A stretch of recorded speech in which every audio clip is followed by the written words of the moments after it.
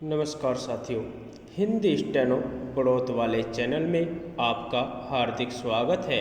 आज की डिक्टेशन रामधारी गुप्ता खंड 1 से प्रतिलेखन संख्या 77 व 78 से 100 वर्ड पर मिनट की स्पीड से होगी। तो आइए शुरू करते हैं। डिक्टेशन शुरू होगी 5 सेकंड बाद। स्टार्ट। महोदय, इस समय भारतवर्ष के सामने बहुत प्रकार की जटिल समस्याएं हैं और यह ऐसा समय है जब सबसे यह अपेक्षा की जाती है कि आप सदा भारत की सुरक्षा और उसकी उन्नति के लिए कटिबद्ध होंगे। आपको मालूम ही है कि जब से यह प्रश्न हमारे सामने आया है कि भाषा के आधार पर देश के विभिन्न भागों का पुनर्गठन किया जाए, तब से देश में बहुत प्रकार के आंदोलन उठ खड़े हुए हैं। सरकार ने जनता की इच्छा और मांग को देखते हुए उसके लिए एक विशेष आयोग नियुक्त किया और यह आशा की जाती थी कि उसकी जो कुछ भी सिफारिशें होंगी वे सबको मान्य होंगी और आपस के मतभेद के लिए कोई स्थान न होगा। इस संबंध में सरकार ने जो भी निर्णय किए उनमें से अधिकांश निर्णय सर्वसम्मति से ही हुए हैं, परंतु दुख की बात है कि एक दो स्थानों पर मतभेदों ने एक ऐसा रूप ले लिया जो देश के लिए वांछनीय नहीं हो सकता। दुर्भाग्यवश आपका यह क्षेत्र भी उन क्षेत्रों में से एक है। मुझे इस बात की बहुत प्रसन्नता है कि आपने भारत सरकार के साथ सदा सहयोग करने और हर प्रकार से उसके निर्णय को मानकर देश के सुगठित प्रशासन में हाथ बटाने का विश्वास दिलाया है। जब किसी देश के सामने बड़े बड़े प्रश्न उपस्थित होते हैं तो उनमें से कुछ बातों पर मतभेद हो जाना स्वाभाविक ही है। इस युग में जब हम सब काम जनता की सम्मति से करना चाहते हैं और हमारी सरकार भी जनता की बनाई हुई है, तब यदि कहीं मतभेद हो जाए तो उसमें उतावलापन करने की कोई गुंजाइश नहीं रहती, क्योंकि विरोध प्रदर्शन करने के लिए आपके पास पर्याप्त समय है।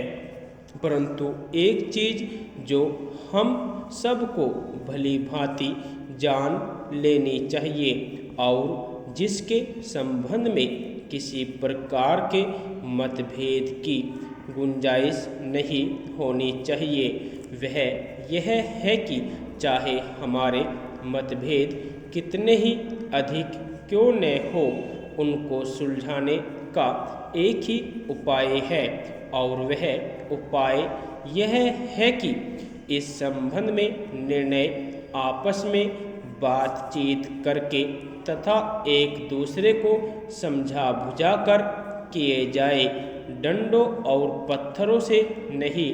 हमने अंग्रेजों के विरुद्ध भी, जिन्होंने इस देश को 200 वर्षों तक अपने अधीन रखा, डंडे और पत्थर उठाना गलत समझा और नहीं उठाया। महोदय, तो क्या आपस के छोटे मोटे झगड़ों के लिए हम डंडे और पत्थरों का उपयोग करेंगे और एक दूसरे की भावना, उनकी प्रसन्नता और उनके विचारों का ध्यान नहीं रखेंगे।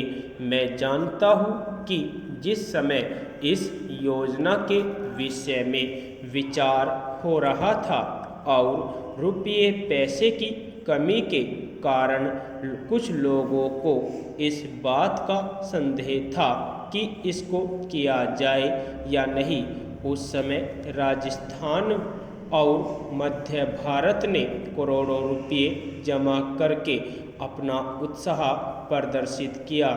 इससे लोगों में केवल उत्साह को ही प्रोत्साहन प्राप्त नहीं हुआ, बल्कि उनमें सहयोग की भावना का भी विकास हुआ, क्योंकि इतना बड़ा काम यदि ऐसी भावना पर नहीं तो और किस भरोसे पर हाथ में लिया जा सकता था। मैं चाहता हूँ कि आप में से प्रत्येक इस काम को अपना काम समझे और इसमें यथाशक्ति सहायता करे और इसको पूरा करा दे।